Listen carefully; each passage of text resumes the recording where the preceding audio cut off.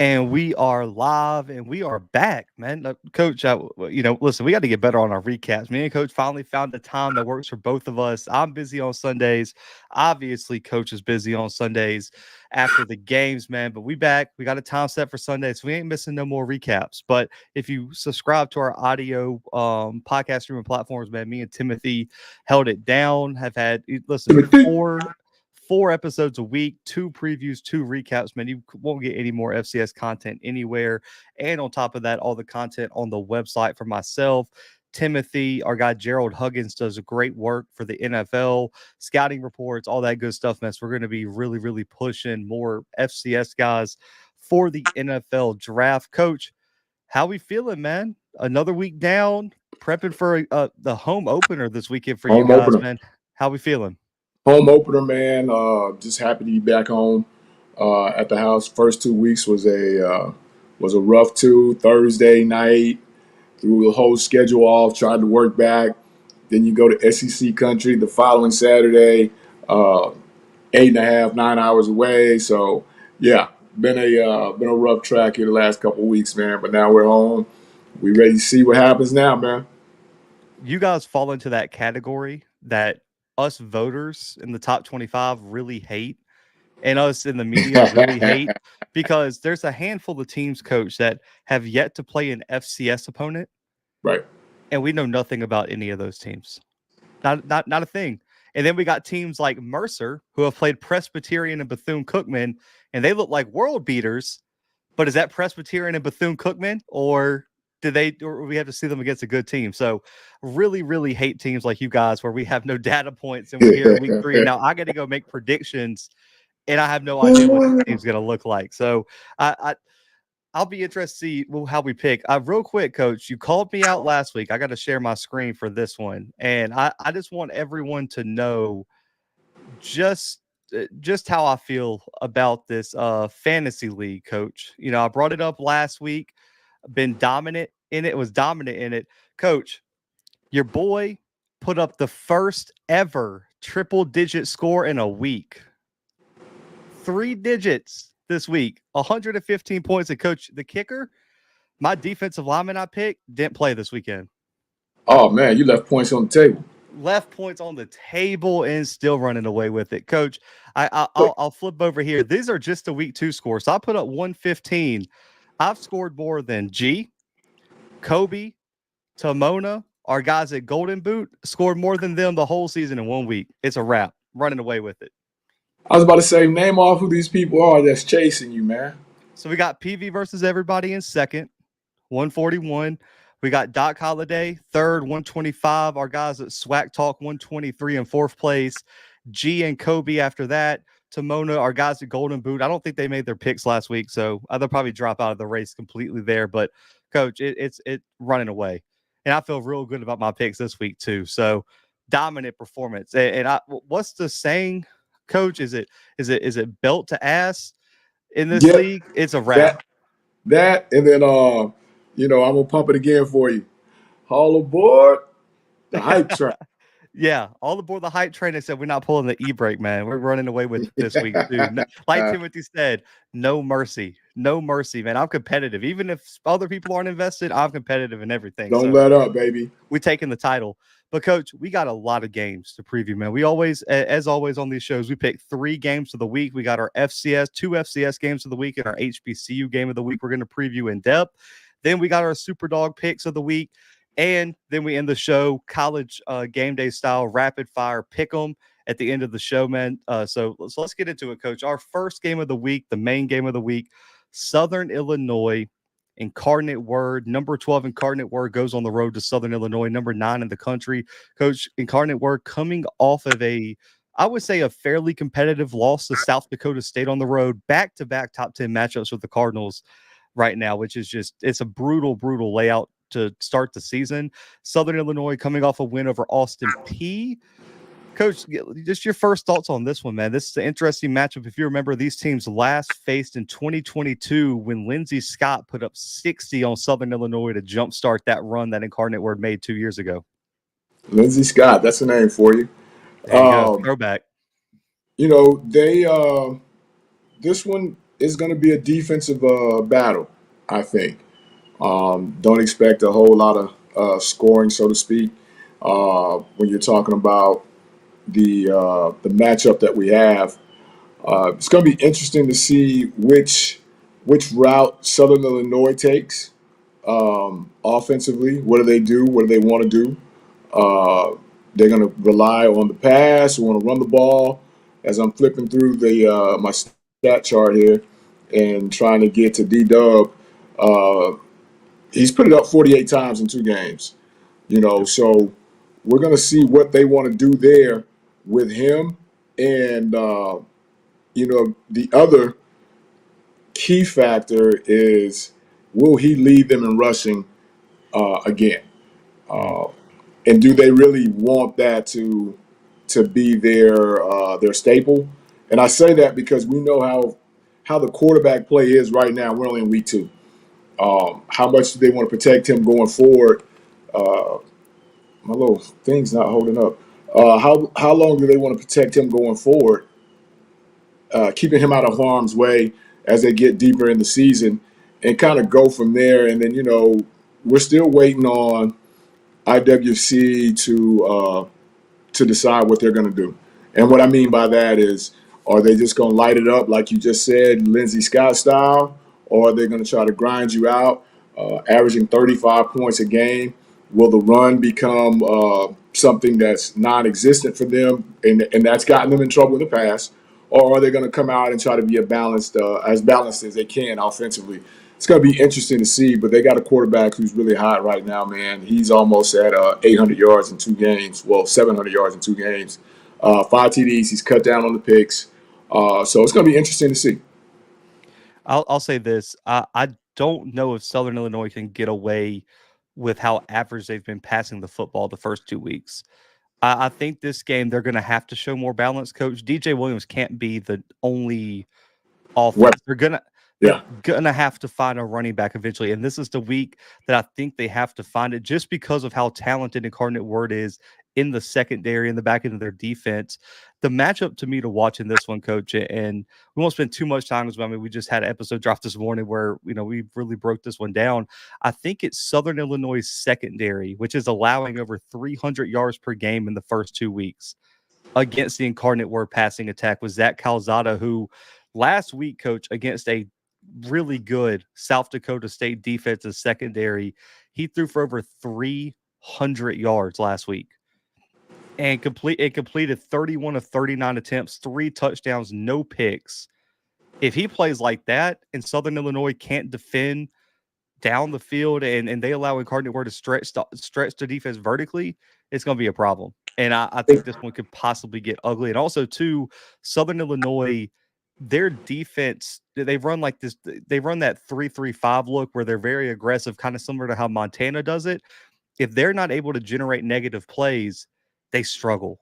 They really do. And I thought Incarnate Word did a pretty good job last week against South Dakota State, limiting those. That will be the question mark. And also the receiving core for Incarnate Word is super, super experienced. Jalen Wathall, Roy Alexander, Mason Pierce, all these guys are 3, 4, 5-year guys. I don't think they're going to be shaking getting on the road against Southern Illinois. They've all know they can beat this team. And I really think it comes down to, can DJ Williams do enough on the other side, and can the secondary slow down the passing attack at all? Because if you allow Incarnate Word to throw the football, gosh, man, I mean, this thing could get really, really ugly for the Salukis. And J-Dub's averaging 20 yards a catch. RA's averaging 12 yards a catch, almost 13 yards a catch. So there's 2 weapons that they know that all he's got to do is ZC knows all he's got to do is get it close to those guys, and they're going to make a play. Now, like you said, can Southern Illinois challenge enough to knock that rhythm off and make them have to do something else? That's going to be the key to that one. Yeah, and also, I mean, with Southern Illinois' defense, I mean, Ben Bogle last week, Coach, put up 6.5 tackles for loss in 1 game. Just an insane production. I just don't know if they're going to have that type of production against a pretty experienced Incarnate Word offense. And they're spread out. Yeah. And you're going to get 4 or 5 wide and they're going to trust Calzada to make the plays. And Calzada last week actually led Incarnate Word in rushing. He showed that he's not a dual threat guy. Let's not go that far, but he can move. And he's not a statue back there. So that's going to be interesting. It is if Southern Illinois gets too aggressive, coach, they get out of their rush lanes. They're not disciplined. Can Calzada make them pay? And even though you're facing a dual threat guy in DJ, will that be a weird matchup nightmare for them with Calzada? Coach, I've already made my pick on this one on the other show, so I'll go first. I have Incarnate Word for the upset. I think they win this game. 7 to 10 points is probably the difference I put on it. I just think Calzada is just the better quarterback, more experienced at almost every position, and their secondary, I think, is going to really force DJ into some awkward situations. I think Incarnate Word pulls off the upset this weekend. I'm with you on that. They have a lot of experience, so like you said, going on the road shouldn't be an issue for them. And I just think the contrast in styles, as far as the offense of Incarnate Word versus the Saluki defense, that 3-3, 6-man, 7-man box, they're going to have to make a decision now. They're going to have to either just sell out with the 8-man front, or let's try to match these people up. And if they try to match them up, I just think it's a lot of experience out there for UIW, and I got them with the win. Now, this is a game that, and this is what I was hinting to earlier when I said I was tired of Alcorn and trying to analyze what you guys are. Chattanooga Mercer is another top 25 matchup this week in our honorary FCS game of the week. Coach, Chattanooga, on one side, we have Chattanooga, who has played Tennessee, a top 10 FBS school, and then last week went on the road to Georgia State, almost knocked them off. It was 21-24, so a competitive FBS game. And then you have Mercer, 63-10 win over Presbyterian, goes on the road at Bethune-Cookman last week, 31-2. Yeah. Coach, I mean, something's got to give. Thoughts. I mean, I don't know if we know anything about either of these teams right now. No, because I got to believe that Chad is better than 12 points a game, which is what they're averaging. I got to believe that. I've got to believe that they have a better offensive system, to where it's not the 4 for 25 that they're showing right now on third down efficiency. I think playing up has really tested them, but it's also, like you said, it's also hurt the ability to figure out who the Mocs are. And sitting in that same seat, I know it's frustrating. I know they can't wait to get to this game just because. So hopefully, they settle in and they give themselves an opportunity to really show. But, not taking anything away from Mercer, because they did put up the 60 plus. They did hold an FCS opponent to no touchdowns. And their quarterback is playing pretty good right now. I mean, he's right at 80%, if I'm not mistaken. Right at 80%, which is, I don't care who you're playing. If you are in the 80% range, you're doing something. I mean, you're playing pretty good ball. So, can he continue that versus a formidable opponent like the Mocs, or what exactly happens? So, are they the team that's really going to average 40-something a game? Or are, the Mocs one of those teams that have played up, got the money, and now settled in to, get ready for conference play? So I got to believe the Mocs are going to be a little bit better opponent just because.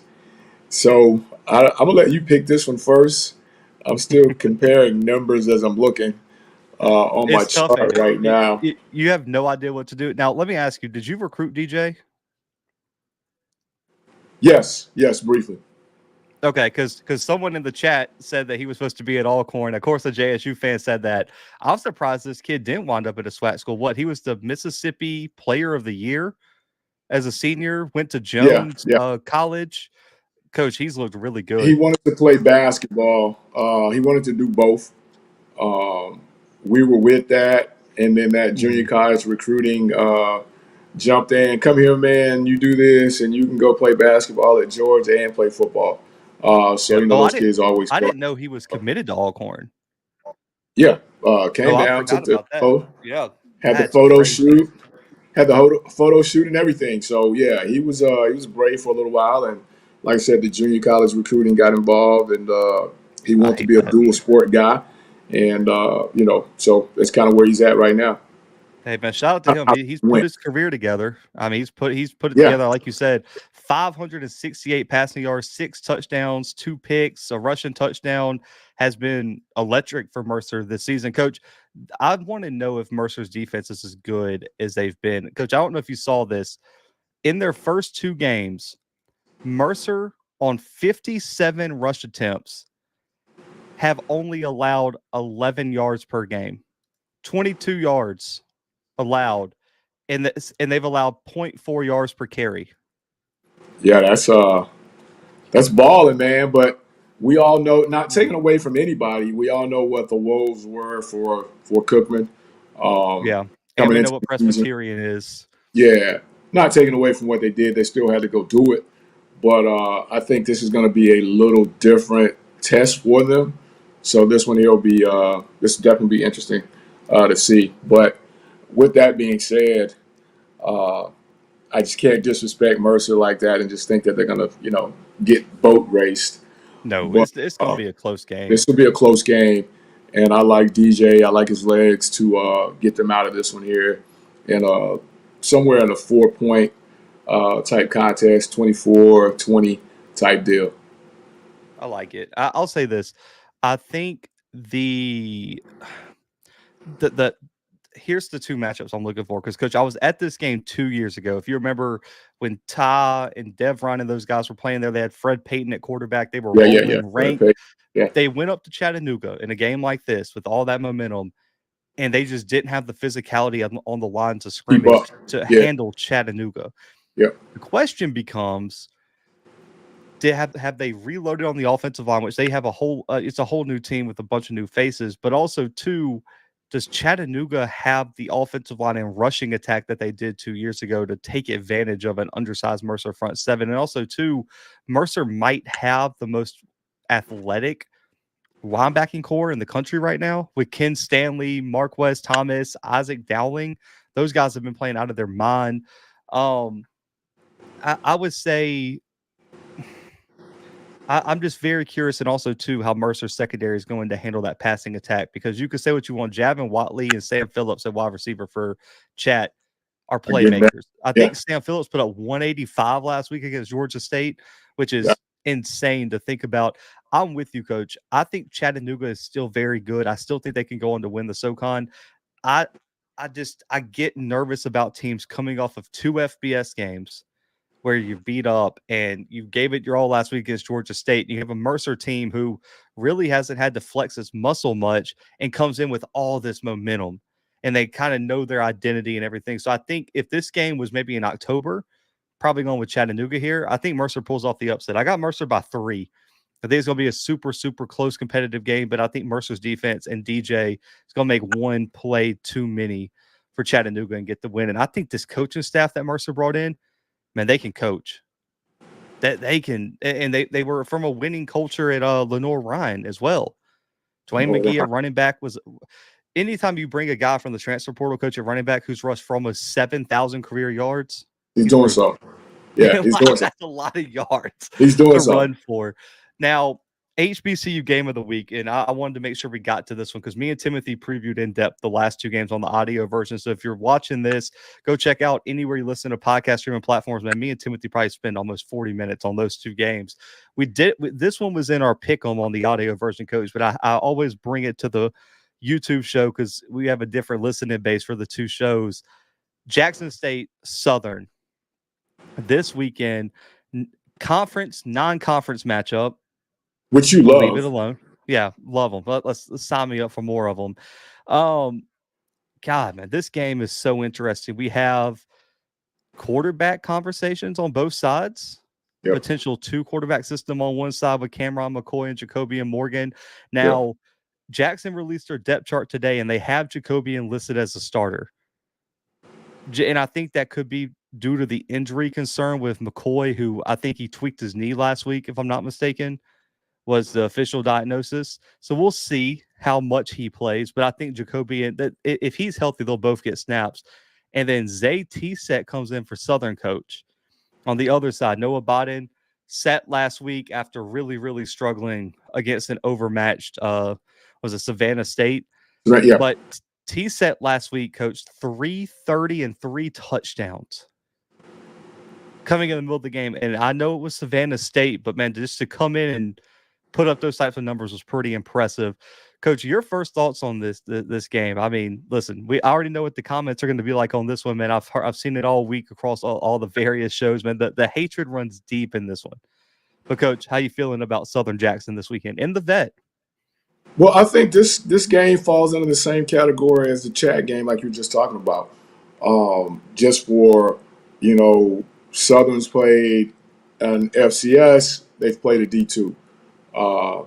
School Up the Street has played a D1 and, a D2. So they're both kind of somewhere in the middle when you're looking at it, so to speak. For me, one team is averaging 24 points, SU.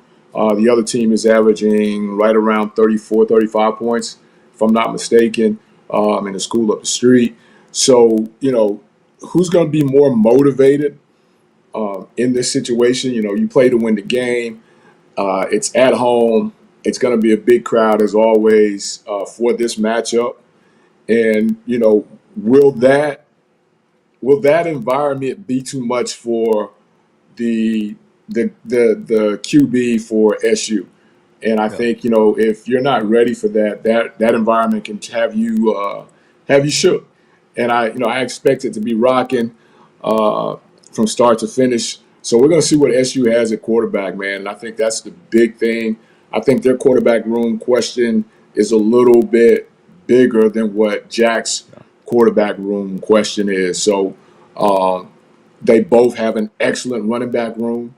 So, for me, who takes the runaway from either team and makes the other team have to pass more often will be the one that wins this one, because neither receiving room to my, has come up and said, hey, we those guys at this point.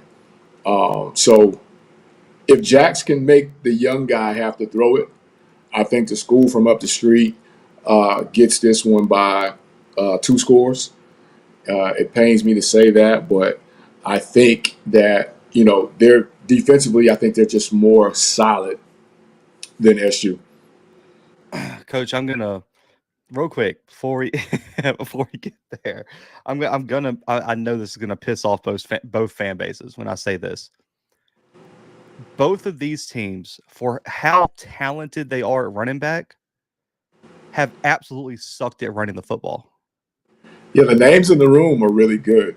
Yeah, like on paper, these two teams should be leading the SWAC in rushing compared with the take out the ULM game for Jackson, right? Right. Their running backs should have put up way more yards against Lane. Like Cameron McCoy rushed for 107 yards, 100 plus yards in that game. Yep. No other player had more than what was it, 25 yards rushing? Southern's played McNeese in a D2 team and can't run the damn football efficiently. Right. With Rhines and Dillon. And that's why I'm more concerned about Southern's ability, because obviously whenever Irv Mulligan comes back, Jackson is going to be running.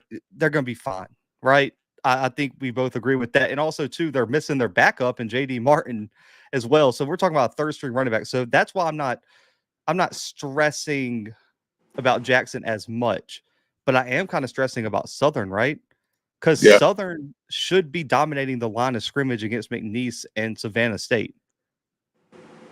Yes, and that's kind of where, and I wouldn't even go to the McNeese thing just because, it's one of those deals where, okay, FCS.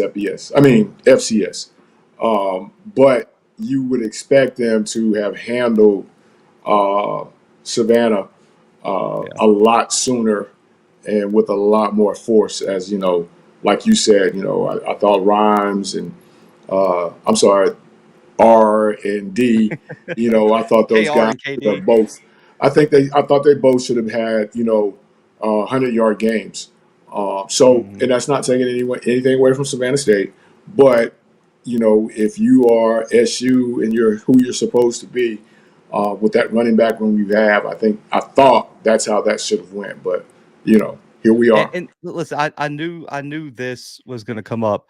Southern ran for 196 yards, Coach. Their two starting running backs both averaged 4 yards or less per carry against Savannah State. Yeah. I'm not saying It's how it looks. Like, yeah, you ran the ball 50 times against a D2 team. You're going to put up yards, but it should have been easier to run the football against an overmatched opponent is the point. And and that's what I'm why I knew saying, it was going to piss off the fan base when I say that. But I'm not super worried about Jackson. Now, this is the thing about Irv Mulligan, Coach. Not listed on the depth chart that they released today, but all the reports say he's been practicing all week and should be back this weekend, which to me is just a question mark, right? He could play, he could not play. I think it's more of a game time decision for him. yeah, ain't no doubt.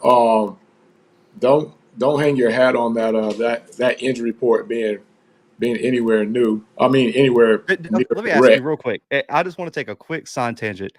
Do you think, because the SEC, I believe, has injury reports now Yeah, for conference games, right. is that something you'd like to see implemented in college football across all divisions? Yeah, I think that would be to me. I think that'd be something that would you know help out the media, help out the masses, help out the kids. Uh, Everybody is so paranoid about getting a leg up on someone else, but it doesn't matter if I'm expecting uh, I to run for Jackson and we show up and I's not running for Jackson. That's fine. Uh, I'm sure SU's talked about him, so it's not like he's going to sneak up on anybody. No. But just to go back to what you were saying about the running back room in Southern, not saying that they didn't put up yards, but to me, when you're talking about KR, KR should be averaging more than 3 yards a carry off of that game alone. Not even take the Yep. McNeese out of it. He should be averaging more than that uh, off of that game alone. And then you talk about KD, who's averaging 3 yards as well. So, my thing is when you have those, I don't want to say stat games, but when you have those games in your wheelhouse is supposed to be your running game, I think that's a chance, an opportunity that you should take to get your two guys really lathered up and send a message that, those guys are here and ready to go Especially because individually. there's evidence that McNeese can be run on because of Tarleton State. Kevon Brent, who was in the SWAC, was unstoppable. Which I And don't. remember, And this is no offense. Tarleton was one Yes, dimensional, you agreed. know, He probably would have ran for 200 if it wasn't for Victor's injury. right? Yeah. So that's the thing, and also too. And this is no offense to anyone. There's no running back on Jackson or Southern that's as talented as Kayvon Britton right now. So I'm not trying to compare individual talent on that, but Tarleton doesn't have a dominant front seven. So I thought Southern should have been more efficient there. I think the two matchups I'm watching, Coach, are this: Jackson's O line versus Southern's D line. Because you can say what you want about Southern's offensive inconsistency, the defense is balling, right? True. Especially that front seven. That front seven with Givens and who's the D True. tackle that exploded a few weeks ago. I want to say it's Williams 93 and then Jamarius Brown in that front seven. They can make plays and they will generate a bunch of negative plays if you don't block it up correctly. The question also becomes with Jackson's O line, they have like the three pieces I really, really like. Coach, you know how I feel. And someone said I wasn't consistent about this, which is not true. Pull the receipts. They're going to have to make a change at tackle. Coach, I mean, the James kid 58 had like a 30-something grade PFF last week against Lane. If Givens gets put on that side of the field, Could be trouble. You got to have to send just somebody saying, else that way. film does not lie, and 58 is going to get planted if number one gets put on that right side. Gonna It's have to just it's send going to be somebody else that ugly. way.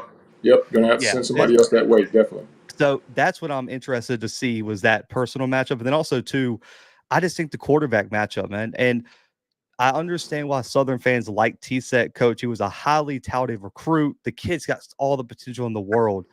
But, bro, the first career start in the vet at this situation, possibly a must win. It's gonna be tough. It's gonna be tough. It's going to The be a one thing different that can environment. help him, one thing that can help him if they can get out to an early lead, get something going, special teams wise to help them out or something like that.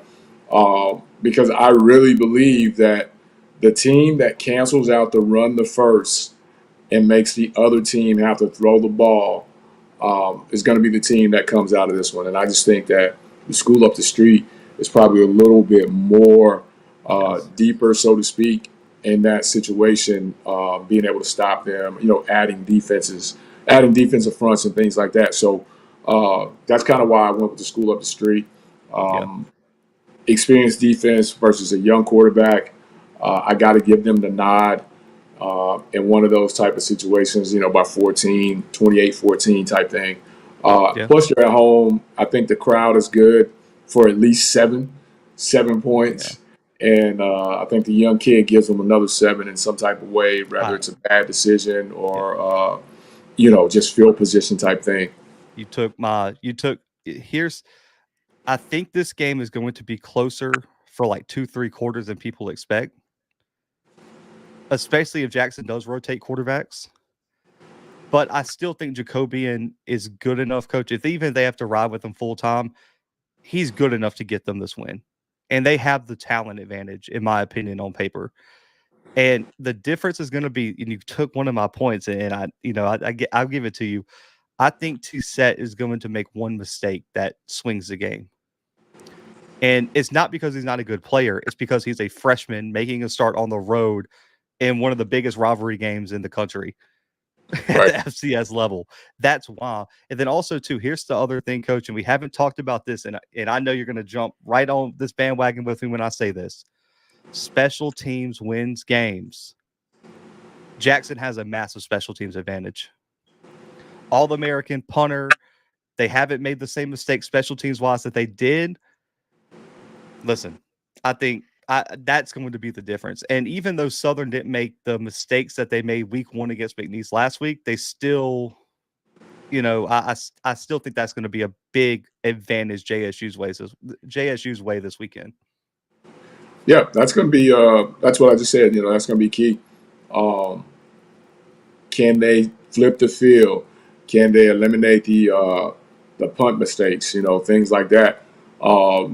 Because those things are not only big plays; they're big momentum boosters as well. So that's going to be something to watch. Definitely. Coach says right now, Griffin is 3 for 5 on field goals right now, 2 blocked. Punting, they're only averaging about 35 yards per punt, none over 50, 0 inside the 20, and 5 of 9 have been fair caught. You flip the page, Matt Knowles averaging almost 50 yards per punt right now. That's booming it. Yeah, just killing it, and they have not missed a field goal this year either. That's So that's booming it. yeah, Matt Knowles a difference maker, coach, and I know you probably listen. When I was at y'all's practice, you guys spend so much time on special teams that it has to be important. Like Coach said, I thought he was a defensive guy. I'm calling Coach said the special teams guy from now on, man. You guys do not play about special teams. So, and I'm sure it's the same way in Jackson with, how much that they put it on the field. But I'm gonna go with this, Coach. I got Jackson by 14. I think that's where I have it. I could see this being a tie, 7-point game at halftime, and then the second half, I think they pull away. I think they lean on the run. They got the more experienced quarterback. I think Jackson just makes the plays at home to win this game. But Coach, super dog picks. I got to go back and calculate our ones from last week. I'll go first on this one, man. That way, I always toss it to you. I made my pick on the show this morning with Timothy, but I'm going here, Coach. I'm going Lamar as my super dog pick this week. 13.5-point underdogs against Weber State. Coach Lamar has improved. They did not look great against Valley, but the week before they took Texas State down to the wire. I think they bounced back at home against a Weber offense that has been a little bit inconsistent. Give me Lamar to cover that 13.5-point spread. I don't think they're going to win outright, Coach, but they'll cover that spread. Ooh, okay. You got me on that one. That's a pretty good one there. And where's my? Hold on one sec. Hold up. Where did it go? I also got an honorable mention for you if you need some time. Oh no, I got it. Take Central Arc, UCA, and those 11.5. Take those and run with them. Oh, you got Central Arkansas. Ooh, that's a big spread. Okay. Yeah, and I know it's not the super dog part of it, but you're just taking the spread. I feel you on that. Yeah, they're going to take that and run with it. I'm also going to say this. I always hate picking SWAC versus Southland games. Just I always like in my head they're guaranteed wins sometimes, and then they end up like the Southern McNeese. But I'm going Grambling to cover an outright win against Texas A&M Commerce this weekend. Okay. 5.5-point spread on that one. I got Grambling covering that spread. Okay. Yeah, I feel really, really good about that game. And Calvin asked, "What's the spread on JSU Southern?" As of last night, when I was writing this down, Jackson is a 13-point favorite. I was a little off. Yeah, 13-point favorite right now. JSU over Southern. What home field's 3, Coach? Yeah. So about 10-point favorite, probably at a neutral site right now. I think also too. Let me pull this up, Coach, because I asked Timothy about this since we're on the topic of spreads, and I want everyone in the chat to really feel me when I say this is disrespectful, Coach. I don't know if you're looking at it. If you are, I need you to just take a break from looking at it real quick. What do you think the spread is for Alabama A&M versus Georgetown, Kentucky? I was just about to take that and say they know something that we don't, and I was going to take the Georgetown to cover that. No, there's no, Coach. I was talking. We talked, and I know nothing, but they know something we don't. That's why they put it down. They don't know anything, Coach. They lost to Montana Tech 2 weeks ago, and then squeaked by Pikeville, Kentucky last week. Pikeville's tough. Oh yeah, Coach, they're NAIA. There's no way Alabama A&M wins that game by less than 5.5 points. That's an insane spread. Bro, I gotta take it. They know something we don't, man. That's write that one down. That is the most disrespectful Write spread, that one down. I think, of they the know weekend. Something we don't. Write that one down. They know something we don't. Timothy said you're trolling right now. If Alabama A&M struggles with Georgetown, Kentucky, there's going to be some conversations that we have to have next week. I'm just going to say that there's no way they don't cover that. And there was another one too that was extremely disrespectful, and I don't remember what it was. Also, I don't know who sets these lines, but Coach, when's the last time Delaware State was a 7-point favorite in a Division I football game? Man, you saw that? Yeah, Delaware State, a 7-point favorite over Wagner. And Coach, I'm gonna go out on a limb here. I think they cover it. That quarterback's balling. Man, he's different. I'm trying to tell. Oh, this was the other one. This was a D2 FCS game. The Citadel is only a 6.5-point favorite over North Greenville. North Greenville. Oh, yeah. How do you feel about this UAPB? Do they cover the 15.5? No. No. Okay. I think Tennessee State runs away with that game. I'm taking the under. I'm taking the under in that. What's the under? 60.5.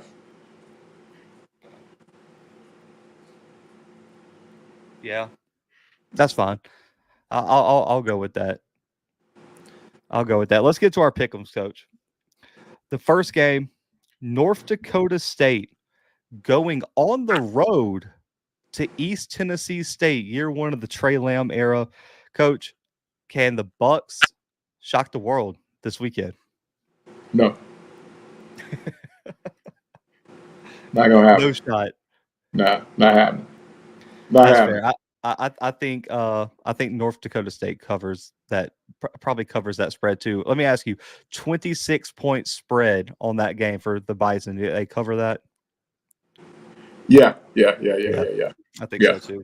You know, I got to give North Dakota State credit for this, because there's a lot of people that are in this chat a lot of the time saying North Dakota State's scared of coming down south. Coach, North Dakota State plays at ETSU this year, plays at Tennessee State next year, and then you look at South Dakota State, they play in Hammond, Louisiana next weekend. That's hitting the road now. And this is early September. So that whole like they're scared of the heat is not that argument is not sticking anymore, it looks like. Let me go back here. Next game for our pick'em, Coach, we have Villanova Townsend. You got on this one? Villanova Townsend. Oh man, I would like to think that that Villanova has enough to hold this one. I think this is going to be a tight game, but I'm going to go with Villanova. I'm with you. I think Nova big. And look, serves with me. Nova big. That's it. South Dakota, Portland State. South Dakota going on the road to Portland State. Portland State looking to bounce back from a loss against Weber State last weekend. Coach, any chance that the Vikes can pull off the upset? Nah. They, the home team, but I got to believe that if you want to keep pace with the other Dakota, you got to win these kind of games. Coach, this might be a must win after this week for Portland State, because they're already 0-2. They lost to Washington State 70-30. They lost last week to Weber State 43-16. They got South Dakota at home this week. Boise State on the road next week. Ooh. Chattanooga on the road the next week. Then they got UC Davis, a top 15 team. Idaho State on the road after that. Then this is the stretch, Coach. Montana State, at Sac State, Idaho, and at Montana after that. This is a must-win for SD to keep pace, and it's a must-win for Portland State to get right, because after, like you said, after this one, it's tough sledding. But we're gonna see if AB can get it going to get his team, the victory on the road. But I got to go with them this time. I got to go with SD. Yeah, I'm going with South Dakota. I think this game is going to be closer than people expect. I said that last week, though, and Weber just pulled away from them. So we'll see. Central Arkansas, Austin P this weekend. I already told you. Yeah, UCA. Coach, I'm going to say this because let me pull up this real quick, because you know how I feel about David Walker over at UCA at edge rusher. I'm begging. I don't know if Coach Brown listens to the show. He listens. What's up, Coach? I am begging you to let David Walker just unleash him this weekend. Coach, over the first two games, they've allowed 29 tackles for loss and 16 sacks in 2 games. Oh, he's going to wind up playing the shade. He's going to be at the 3. Man, just stand him up off the edge, and the only play I need you to call, give the secondary a random coverage and tell David Walker to go get the quarterback. That's all you need to do to win this game. I got Central Arkansas, massive win this weekend. Coach, UC Davis, Southern Utah. UC Davis coming off a win over Texas A&M Commerce. Southern Utah coming off an FBS win, upsetting UTEP last weekend. Can Southern Utah go on the road and pull off another upset? No one's seen that coming.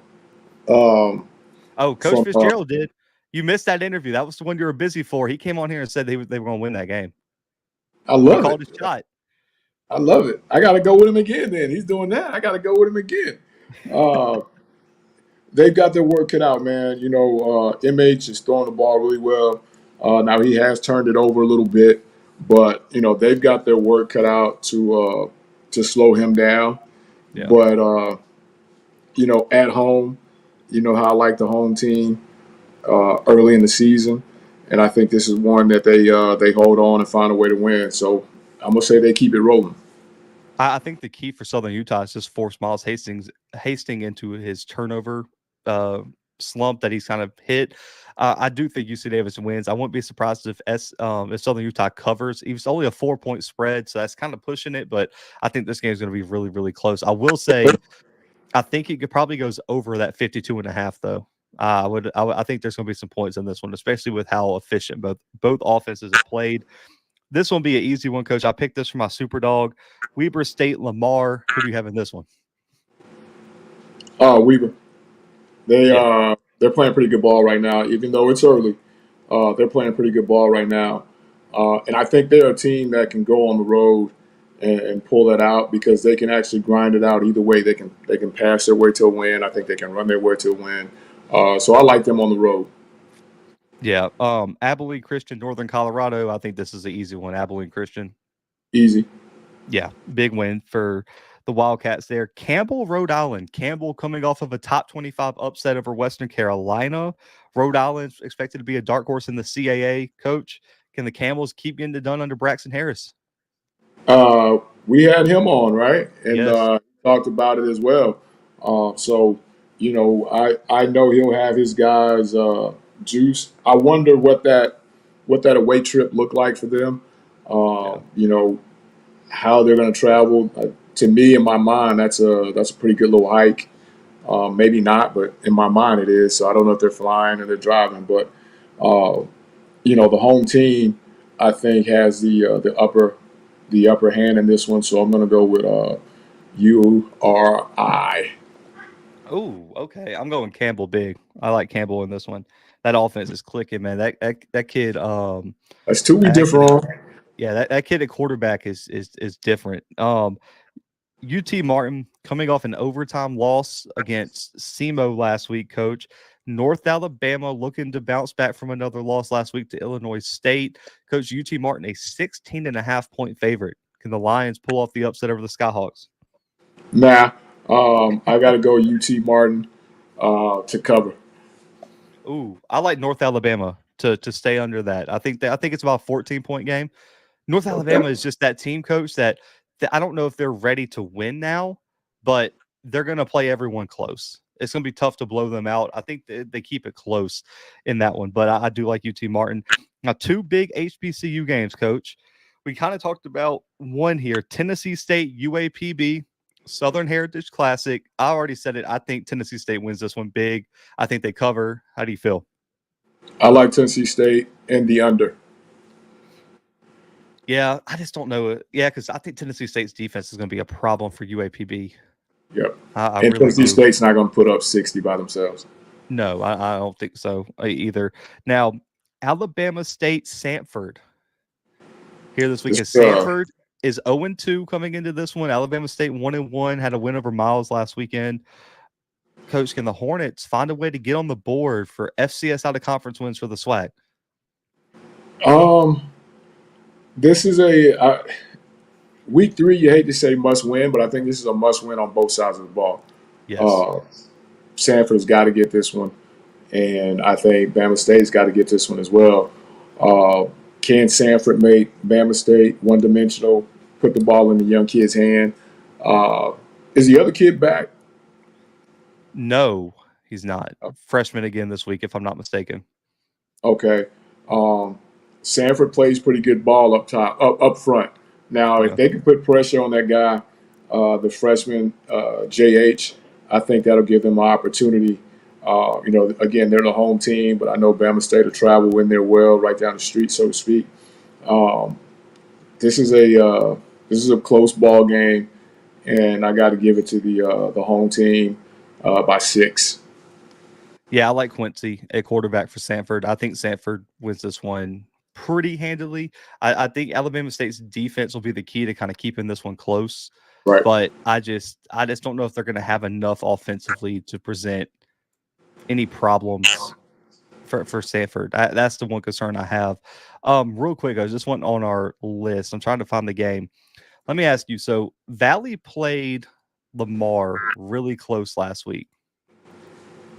And they're going to play Murray State this weekend, who just lost to Butler, who's a non-scholarship school out of the Pioneer League. Right. Valley's a 17.5-point underdog. How much faith you got in Valley to cover that spread, potentially even pull off the upset? I saw that, and I wanted to take that in my super dog deal, but Valley's another one that's having I don't want to say QB issues, but I think they made an official change. I think if I'm not mistaken, they're going with the other kid, the kid from Texas. I got that. Okay. And Murray's bad too. Murray's terrible. I mean, they Murray's looked bad too. pitiful against Butler. Man, I'm so sure I'll put the dub on Valley and take the points, man. I like it. You know what? Can you imagine? Because I was talking to someone about this. Has a SWAC team ever beat a Missouri Valley team? I would imagine that's probably a no. Revamped or not. I mean, maybe at the very start of the FCS, from 78 to 85, maybe. I don't Somewhere in there. know. Yeah.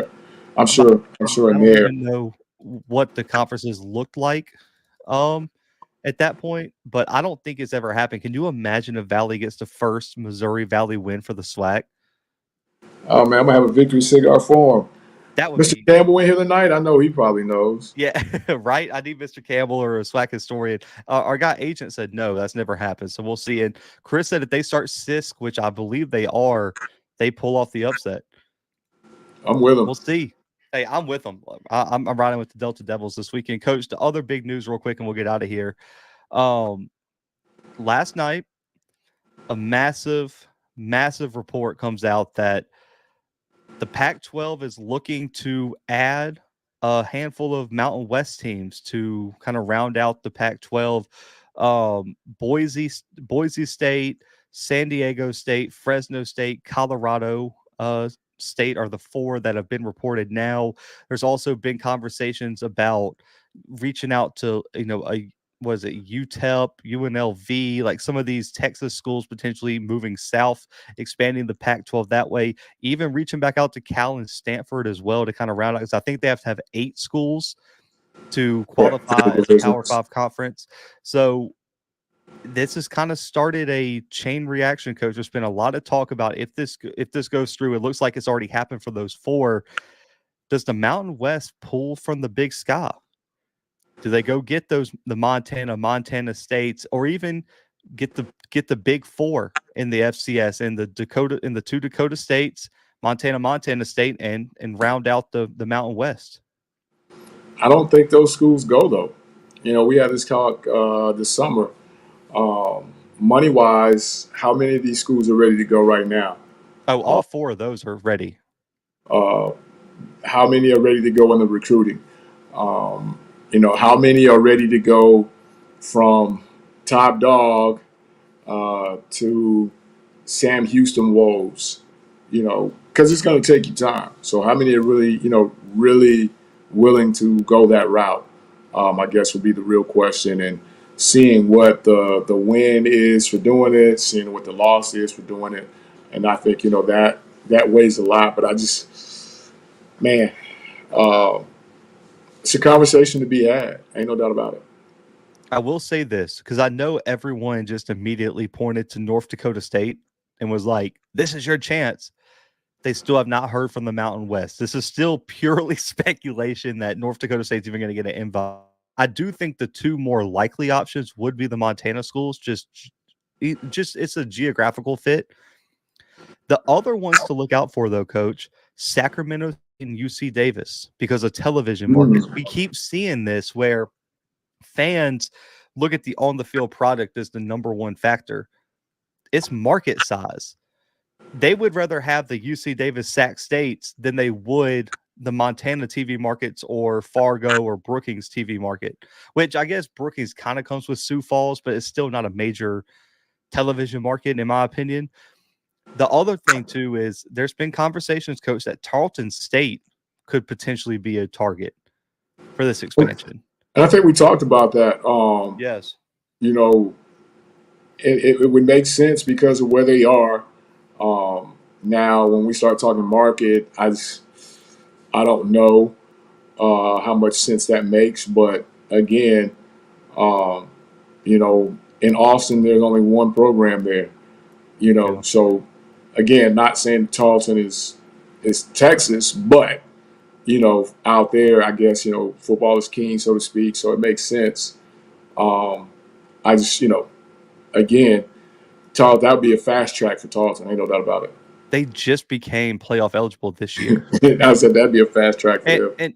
And me at Mike, the Pac-12 is not considering the Dakota schools. That's the Mountain West considering them to replace the teams they lost. Like, you're not going to see any of these teams jump from FCS to Power 5. It's just that's because now maybe if they got a football only invite, that would even be in the realm of possibility. But Coach, because you got to think there's no way those basketball teams and everything are ready to like jump to a P5 conference right now. No, the recruiting is totally different. The recruiting pool is totally different. Because you're talking about the finances and also too with the scholarship increase for that all those level programs. Now, Yeah, all those programs. You would go from jumping to from 63 to 85 to potentially having to go from 63 to like 105 immediately. Yeah, so that would be really that would be a brutal jump. And Coach, I'm going to say this: I'm a very torn on what I would, because you know I'm not really rooting for one or the other to happen, but I'm a little bit torn for the future of the FCS on what I think is best for the subdivision, because I can see both sides of it. Because let's just say this, Coach. On one hand, it kind of would be good for the FCS if those 4 schools made the jump, right? Because if you lose Montana State, North Dakota State, South Dakota State, how many more opportunities in the postseason and for a championship do you create in the subdivision now? How many teams have been right there? You look at Villanova, Albany, Incarnate Word, Sac State, UC Davis, these teams that are perennial top 10 contenders, they immediately catapult to national title contenders rather than just, oh, who gets to go to the Montana Dakota Invitational and you know the semifinals or even Frisco. And also too, I think this is what I've been told, and I don't know, I can't confirm it or nothing, but I do think this plays into the speculation. There are some D2 programs that have been hesitant to jump because they don't know if they can compete on that same level as those 4 schools. So maybe if they leave, there opens up some possibilities for some more good D2 programs to jump. But then, Coach, on the other hand, if those 4 schools leave, you lose arguably 4 of the biggest, most passionate fan bases at this level. Right. And so how does that hurt the overall interest and reach of FCS football at this level? That, and then, you know, who do you replace them with, one? Yep. And who's next knocking, wanting to chase them and where they go, where they go. You know, the disappointing thing about it, if they go, I say right here on this show that 1AA football, FCS, whatever you want to call it as we know it, will not ever be the same. It could be 8 to 10 years, be club football type stuff.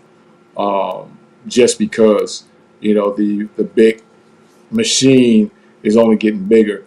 And it wants those people. I mean, they saw what North Dakota State did up in Colorado. Everybody's seen that. They traveled well. So, you know, at the end of the day, it comes down to business. Yep. That's a fact. It comes down to money. I will say I'll be interested to see what the next, because I don't know. I think I disagree with you a little bit. I think the FCS will be fine. I think the level of football that's starting to hurt is actually D2.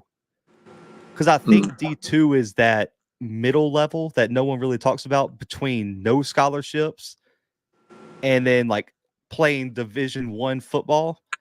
And so what I think is going to happen is the programs who can't fund football at a high level are probably going to drop down to D3 NAIA, where it's cheaper. The programs that actually want to compete are going to jump up to FCS. And I actually think the D2 level is going to be hurt the most by it. We can agree. As my guy says, Big Smitty says on the Coach JB show, two things can be true at once. Oh, that's a fact. Yeah. So I I never. just don't. I don't think anyone knows though. I will say this. Nah. I do agree with this sentiment. If anybody tells you they for sure know what's going to happen with this realignment, they're lying to you. Nobody knows. It's all speculation and it's all personal opinion, which is why we're talking about it on here. But me or Coach and really no one in the media knows what's about to happen next because No. it could change on a dime. Even your sister's boyfriend, uncle that works in the NCAA office don't know. Just because this thing is really, truly what we say the dice game, man. It just, somebody from one of those programs can wake up in the morning, pick up the phone, and say, hey, we in. Let's go. And it happens just like that. So anybody that's saying they got the inside track, they know what it is, nah. No, and I mean there was a let's see. I'm trying to find the like the conference rankings because who is the D2 team in Oklahoma? Well, I forgot what they're called. Is it? Yeah, there's a couple of them. One of them said that they've started looking into moving to FCS, and I don't remember which one it was. Now I'm trying to find the article, and I don't know which one it is. If someone knows in the chat, put it in there. Because one of the teams in Oklahoma was saying that they were kind of looking into making the jump, and also too, I was talking to a former D2 coach this all season, and coach, I don't know if you know this, like when you kind of look at the D2 map, there's only like 2 or 3 programs on the West Coast now.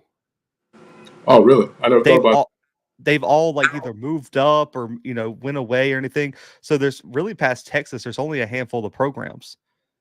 So what does that do to the what is it, Colorado School of Mines and some of these Texas schools and Oklahoma schools? Yeah. So and some of those programs could probably jump up. I look at like a Harding, Pittsburgh State, Grand Valley State, Valdosta, Ferris. I also look at, let's just be honest, guys, we've talked about this program a million times. West Florida is just a ticking clock on when they just decide to pull the trigger. Oh yeah, because they have the location, they've got the setup. There's money all around there. Yeah. It's just like you said, it's just a matter of time. I'm excited though, man. I think it's an exciting time in college football. But man, guys, this is our week 3 preview. Me and Coach will be back. Listen, we're going to be doing lunchtime shows on Sunday to recap 1 o'clock ish. Man, we'll make an exact time this weekend. It might just depend on too if Coach has to travel or not, things like that. So we'll keep you guys updated. You can find us on all podcast streaming platforms, YouTube here with me and my guy, Coach Fred. Me and Timothy will be on the audio platforms each and every week. 4 FCS episodes per week, man. Can't find that content anywhere else. si.com/college/FCS. And then next Monday, we got a little something dropping, man. Make sure to stay tuned for the official announcement, man. New show launching on the channel. It was supposed to happen last week. Had some things shift the wrong way, travel plans, stuff like that. So weather. Yeah, it was a lot. But new show launching Monday. Go ahead. Anybody in the listening area, man, that was affected, man, we hope everything is good. Yeah. It didn't quite get over your way, Zach, as far as the coastline.